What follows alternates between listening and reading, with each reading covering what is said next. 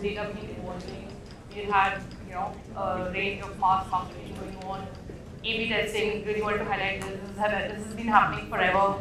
When there was ATL marketing, print marketing, we used to do testing. ये print करिए, which work better. Right now, we do it on our website, we do it on our push notifications, we use different channels to it. Having said that, segmentation, personalization, heading towards individualization, but all of that is, all organizations actually are, in this evolution as of now. There are certain channels where we are much backward, much forward. That's where we are. So, what is data-driven marketing? Why are we into data-driven marketing? I think as marketers, our core function or our core rather KPI is ROI. You spend those $10 million, you want a return for it. Right? How do you do that? Is getting your customers to have a very good personalized experience, and that's when their experience is good, their CTRs go up, their conversions go up, all of that happens, and as a marketer, you are successful. So that's the reason that I think we're all here having this conversation right now. So coming over to the data sources, right? Right from the moment a customer lands on your platform, right? Which ad campaign they've played, have they downloaded your app, what are their CTRs looking like, what zero ads, what's happening, to then, their behavioral, what's happening, what all did they browse through, did they view a product, what's been their session time, how many times have they opened their app. You're capturing humongous amount of data. And I think one of the challenges with data is there is so much data, it becomes very, inundating at times that, how do you make sense of all of this? How do you start putting this into actions, right? You want to impact your new customer conversions, you want to impact your repeat rates, you want to impact your product to cart conversions. There's so many things that you want to do, and there's so much data. There's a lot of data. Right? Just want to put it in one line simply is it's a huge task. It's a huge task with all of this data together, right? To know all of this about a customer at a single point, that this is my customer, this is the entire data of it. Right from their demographics to how they've been transacting. So all of that is there, but how do you then start making sense out of it? So data, analytics, insights, right? You have your data. The first step for data is how is your tech stack. You have data which is clean, you have data which is easily queryable or which is being fed into your marketing automation systems, which is going into WebEngage. How are you putting a rhythm to that data so that you can derive or you can run rather analytics to it, and then you go more to insights. This is the part that I really want to focus on. Insights that you can generate, and those are the two things that I would leave to the group here to figure out over time of how they would go want to go about things. So yes, coming over to data insights. So later into the session, but introducing myself in terms of I lead the innovation at Good Glamm Group. We're a house of brands, e-commerce brands for content platforms and more, platforms acquire as we talk here. So we have data across, right? For Harleen, who read an article on Popexo, who registered on MyGlamm, who has purchased on a Botanica shampoo. We have all those degrees of data, for one customer. Now, how do we go about being? So I think these are the specific areas that I wanted to pick up, in real life, what we've been using, where we've seen uptick in terms of our numbers, our top lines, our bottom lines. These are the top things I want to talk about. Store, app marketing, and communications objectives. Sorry, not reading the slides here, this is just for you. But right, that's what we've been talking about, we've been utilizing. Right? How do we go about having a personalized, differentiated consumer experience? To take a step back here, all of you would have browsed through Amazon. A lot of times when you're browsing, you would go ahead and see a widget called this is recommended for you. So Amazon data suggests that 30% of the users, they do their shopping from the recommended for you section. Netflix, coming closer home, Friday evening, you're toggling, kya dekhen. right? And then there is, Netflix is recommended for you. Now you click through, you would see, some of the movies, some of the TV shows, which you may have watched previously, and then you know that there is a rhythm to it, there is a science to it, and Netflix knows what you want, right? That's basically, putting all of that data together, putting all of those insights, and they've come personally to you, recommending, what you would want to buy, what you would want to watch, right? And it helps you as a user make your decision. The customer effort score, which KPI there, customer effort score, which is minimized, and the platform sees an upheaval. So yes, so I think this is something that we've been putting into action. This is something which the benchmarks of Netflix, Airbnbs, Mintras of the world, they're doing. They're putting those inputs into their marketing channels, from store to CRM to performance marketing, all of that, and seeing an upheaval in terms of their ROI, in terms of their customer experience.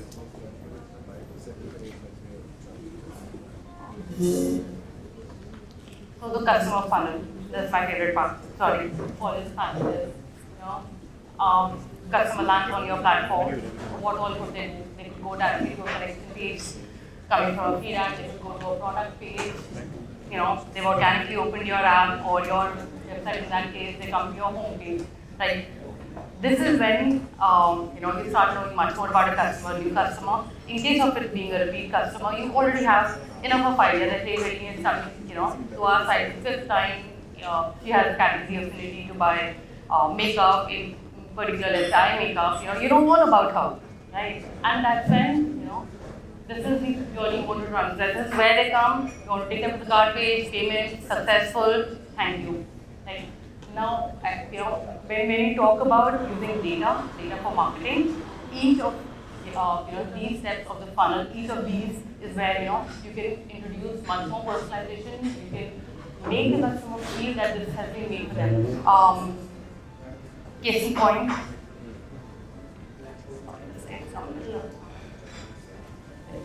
When you talk about your collection pages, right? What all data do you have here, right? You have you have a collection page, right? How do you make it much more effective for a user? For me as a user who has a high affinity for eye makeup, right? Versus you as a customer who has high affinity for maybe personal care, right? When you and I both plan on the same collection page, you've got a push notification, I've got a push notification, but it's customized. Customized in terms of the products you want to see. The top, what we call the top 3 stores, which are the core for a marketer, right? Uske baad after impression it drops much below 50%, and then there's depreciation happening post that. So how do you ensure that the customer sees all the relevant products on the top, makes the conversion, adds to cart, goes to the payment page, and converts, right? Then the customer is not converting. You cross those 3 stores. How do you know? How do you now not let go of the customer? You think of widgets like recommended for you. Right? You think of innovative ways that hey, this is where my customer has reached on on the home page, on my collection page, on my product page. Now what do? You know that this is the point of drop off. How do I use the data about the customer to get them hooked back, come back to the funnel, look at another product, and add it to cart? So I think that becomes a very, very critical piece in terms of turning all of this data into your marketing strategy. My focus here is being more on app marketing. That's something which is close to me as now. So hence I wanted to pick up on that. But yes, all of this, it becomes an integrated aspect of how you want to cover your store marketing. So you can introduce, for example, just put a screenshot here, right? At Good Glamm, we started using a recommended for you widget, right? We saw a 2x increase in terms of product use. It's a direct metric of in terms of how your conversion. The more number of products the customer use, a higher probability of them adding to cart and converting. 20% improvement in conversion is something that we noticed. Of course, where do you add this widget? Going back to the previous point that we talked about, we did a lot of A/Bs. We did A/B to know that, hey, first scroll ke baad laga diya widget, what is the conversion? But after second scroll, how is the conversion happening? Like which customers are converting? How do we, look at the placement? You do an A/B in terms of looking at How do you want your recommendation widget? I'll go to D. Right? How do these recommendations come? So when you talk about data, where should this widget come? What should this widget have? Right? All of that being gets fed into the system, and that's when you start doing a lot of ABs, a lot of testing, and then you come up with that secret sauce that okay, this segment, this is the way, and you see an uptick into our conversions. Things other than this that you can do, you look at replenishments, you look at wish lists, you look at all of these data points. My favorite is replenishment. Just thought that I wanted to pick up on that as well. For all your repeat customers, they come back to your site. You know that Harleen has come back to your site. Right? It's time for her to replenish her makeup. It's time for her to replenish her shampoo. Right? How do you do that? You do that across all your stores. So if I come to my Glamm, if I come back to Saint Botanica and I want to buy that shampoo again, it should be all across. Right from my homepage, it says that hey Harleen, maybe you're falling short of this product. If I land on my PDP page, into my recommended widgets, on my PDP which says hey Harleen, maybe you're getting to buy this. If I'm on my cart page, my upsell widget says hey Harleen, time to buy this. That's something that we try to do, go all 360 degree across the customer. That hey, wo kahin bhi aayega funnel mein, you tell them that this is the time because you've identified that this is my replenishment bucket. These are the segments into it. These are my channels, 5 channels I want to target them. Of course, you use CRM, you use performance, you use all those channels. And when the customer comes from the store, as a marketer, you don't want them to get digressed. You want them to be focused. You want them to go through the channels that you have perceived about them, right? And then you traverse these parts. So I think yes. So all of this again, data. My sense here is to showcase all of this to you so that you go back, ask the right questions. That hey, we want to do this. This is your end goal. How do we go and achieve it? You take those steps back and then you try to achieve that. Covered some parts of this in my previous conversation, but PDP page, where your product description page, the product page itself, very critical aspect of conversion. Customers come, landed on your product page, right? How do you make that customer convert? And how do you tell the customer that rather I think convert is maybe not the right term here. How do I say? How do you let the customer make that decision faster? Right, have landed on a product page. It's a t-shirt, it's a makeup product, it's a lipstick. How do I find out that hey, there are these 30 lipsticks, there are these 30 shades. How do I find my best shade? Now, what all do you know about me as a customer that can help you? How can you make my decision making much more faster? Right? That is something that as an organization. That is something that we are working at. I won't say we're there, but we're in that journey. We're trying to make this improvement day on day, try to understand, look at a funnel, where is the customer stopping? Why aren't they? Why is there a 80% drop off between this to this step? Right? How do we get data into it? What all data do we know about a customer? How do we get them to move to the next step of the funnel? Right? That is something which has to be a constant endeavor across the marketing channels that you're working for. Upselling on cart. My favorite channel. I think this is where when somebody's come on your cart, there's a golden shopping bag, you get all the notifications saying in your cart misses you, there is something in your cart, come and buy soon, we are holding your cart for you, all of that. But how many times all of us have seen that and we know, notification even we know. But how about going a step further? You know so much about Harleen, you know so much about me. Like, how can you tell me in a much more effective way that, hey, Harleen, your card is awaiting you, I'm a discount seeker, here's a discount that we've always used for. I'm a replenishment buyer, I always bought these products every 3 months, you don't have to give me that discount, I'm not a discount seeker, right? But, there is something that's holding me up in terms of buying this. Right? So you move across, right, on your card page, you give that notification, make it much more personalized, right? Harleen has bought these 2 products, but these are the 5 more ones that we expected her to buy. you put that in my cart. You put that in my cart and in an upsell widget right there, and maybe you're missing on this. Right? A lot of, I would say a lot of apps that I have seen, they do it. Some of them do it intelligently, some of them don't.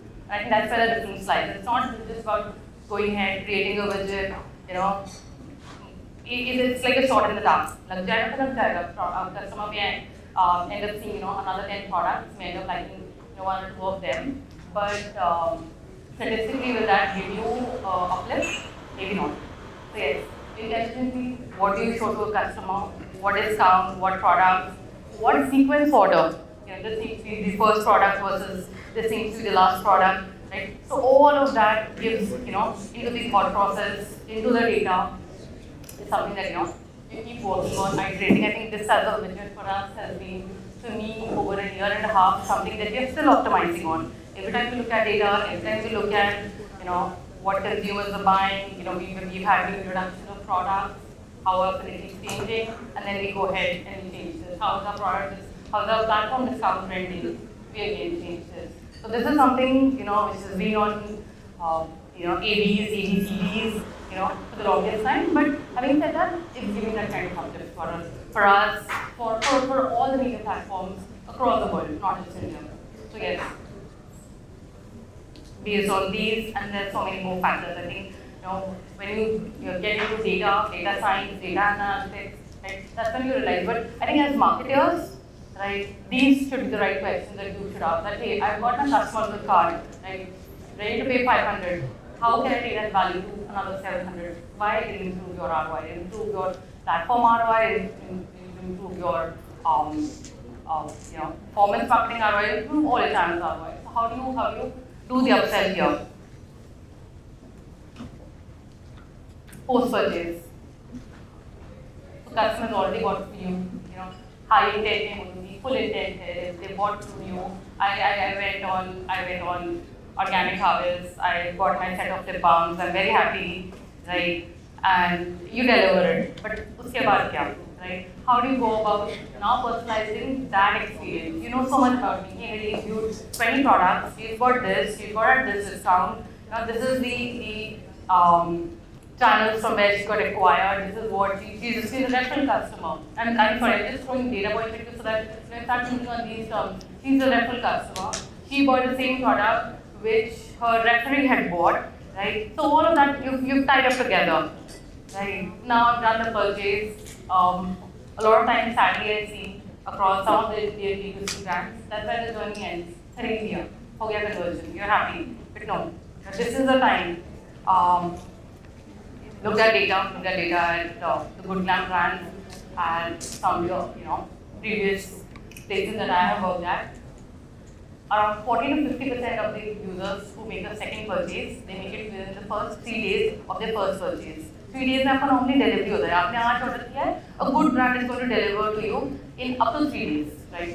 From 1 day to 3 day delivery, right? So that's the time. You're anxiously waiting as a user, as a consumer. You will be delivered something, right? That's when you have a very high intent. You open the app, you see where's my order.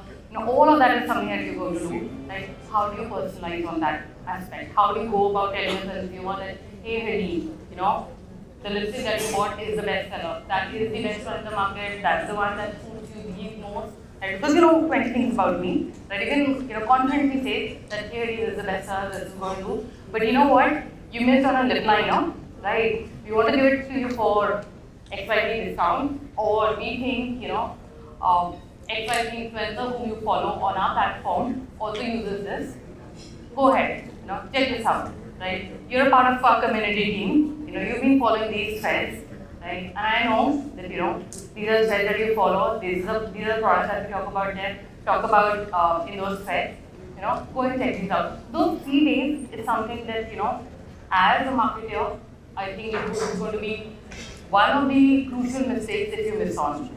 So utilize that for cross-sell, upsell. There are times that I request my team, please don't do cross-sell, don't do upsell, just engage the user.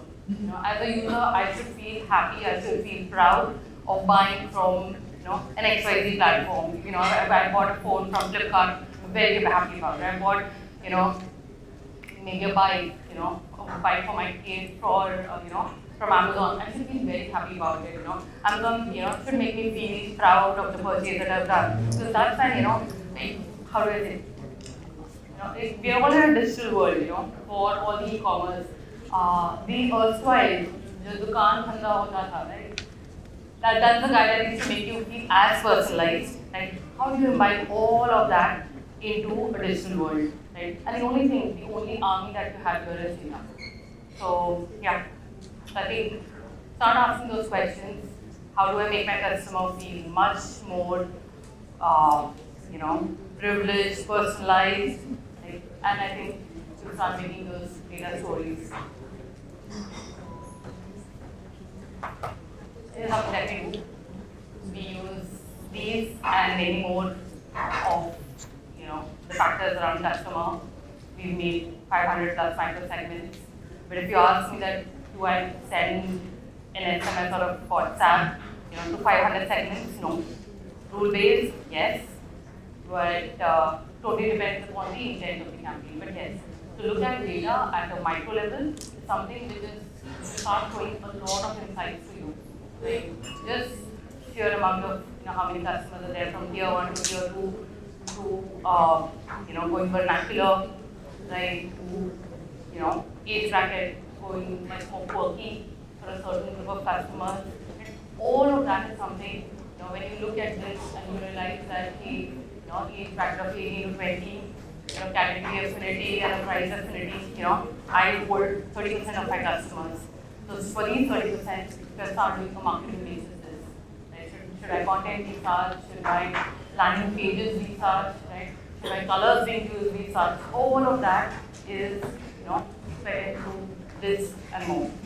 So yeah, that's it for me now. Any questions? Happy to answer. Going to wrap up, and the show must go on. Please feel free to reach out to Harleen for any questions post the session. Yeah, thank you. I have a question. So, your presentation is pretty good. So we've seen the journey, customers coming into our app from the web platform, watching the different content, whatever there is, and then deciding the content, buying the content, and then move on. Let's say any customer who comes on the app, bought the content, and then moved on, and then remain inactive for a good period of time. Though we were trying all our efforts to remain engaged with that customer, but customer has gone in inactive mode or a dormant stage. After a certain point of time, customer is not reachable, is not coming into app. Then I would like to have some insight on that, how to win that customer who have gone into a dormant stage of more than 90 days or something like that. So, sorry, I didn't catch the name. Amit.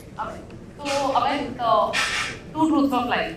You will end up losing some customers, right? It's something that is really harsh truth. As a marketer, you would want, for customers to keep coming back to M1, M2, M3, M4 cohorts, years. But having said that, what you do to finally call it off, that this customer वापस नहीं आ रहा है, right? You do multiple things, right? You've done your campaigns, you made it personalized, you saw, okay, which landing page is the customer, land on, okay, this is the article they read. Typically it takes 10 minutes to read this article. The customer bounced up in 3 minutes. That means, the first two paragraphs, after that they lost interest. They didn't find quality, right? What happened in that session that they didn't want to come back? Okay, so one, you understand on that.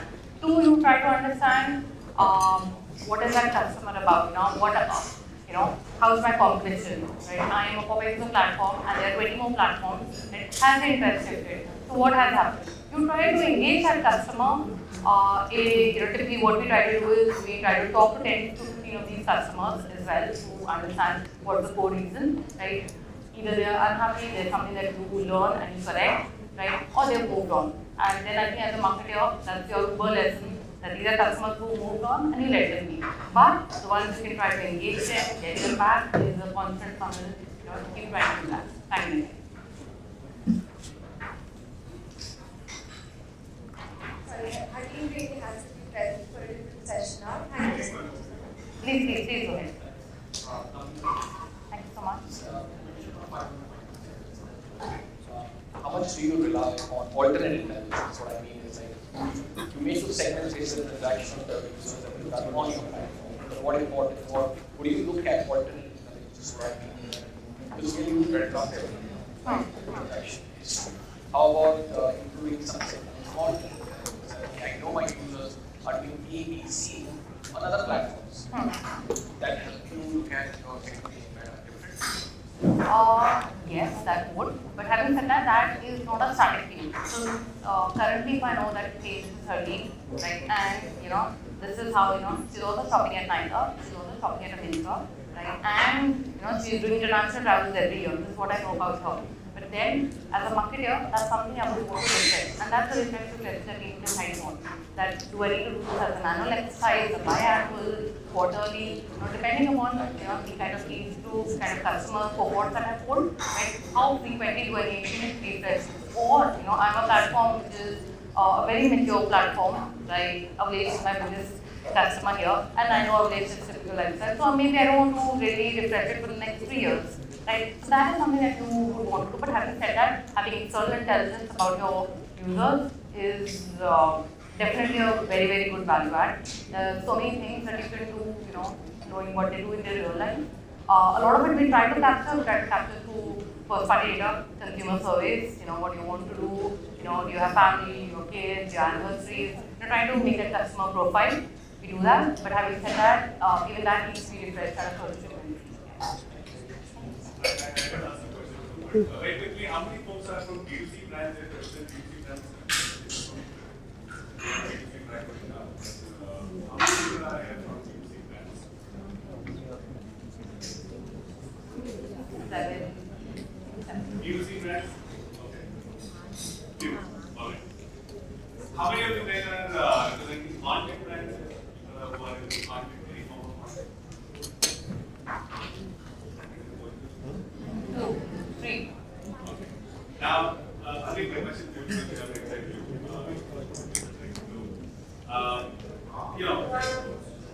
you love your life and everything where my plan would have been as compared to what it is now, which is the book, and put the two into the fold. Now, well, how does it change? What changes for you when you try to think about user behavior, user segmentation, user targeting? You people buying, which is what you sort of pick what needs to be done to buy.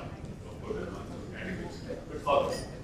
Now, the people are also consuming content, and people content is very platforms. Yeah. That's the broader strategy. Now, how does it change for you? What changes for you in terms of how you look at your mindset? Talk about mindset. Where does content play into all this, and how does it work for you? In terms of how to build a company, to build all these, integrate all these content businesses into the commerce business. How do you think of that as a right? Very, very. Thank you for that one. I would say, secret sauce is not fully that, but things that we're trying to do, to make from the entire content to commerce and to content as a journey is, look at our users who are reading content, who have gone to school, who read about Miss Madani, all the fashion tips, who read about Cofexo, wedding essentials, and that's how, how we are integrated on these content platforms is we've had product recommendations, we've had basically an input from the content page to the commerce page.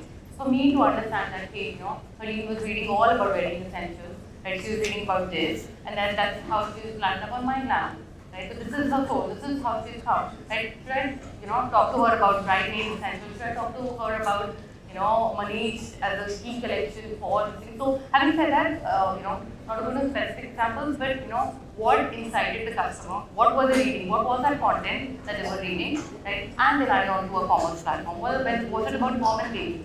Right? It was it about, hey, my baby is 3 months old, doing this, and we said, maybe you should try this touch screen. And that's how they came onto our platform. So try to identify those funnels. The other way around is something that we are still actively working on. We have communities across almost all our platforms now active. Right? So we're trying to take them to a content loop again. That hey, you're all into mom and baby, you need to buy all your baby products. This is an entire section of mom and baby in our community. You want to read more. This is what our content platform is talking about. So the whole. The one point that I talked about, customer has purchased, AEI, above campus, you can cross-sell, you can upsell, but you can't do that every time. So you keep them engaged. Every time I think I have to buy something for my baby, I will think about mom before, right? So that's when, we start, the whole idea is to be on top of mind. That's how we try to do as of now. And that basically means a lot of this content integration. When you say this is a small content, then there is a lot of business related products also, which never existed in the world before, or did it? Or they have existed in different products. It's exercise. It's a massive exercise. Absolutely. It's a never-ending one. We put as simple as you put a URL there, you put products there. But how do you go about it? There's an whole inventory challenge, that most of us as D2C brands we face. So what are the products? How do we replenish? What are the new launches that are happening? How do we keep integrating all of that? There's an article which is 3-year-old, has a very good SEO for it, but how to keep it updated with the products, with the content, and everything. So yes, it's a constant endeavor, and I would say still working at it, not fully achieved. Thank you so much.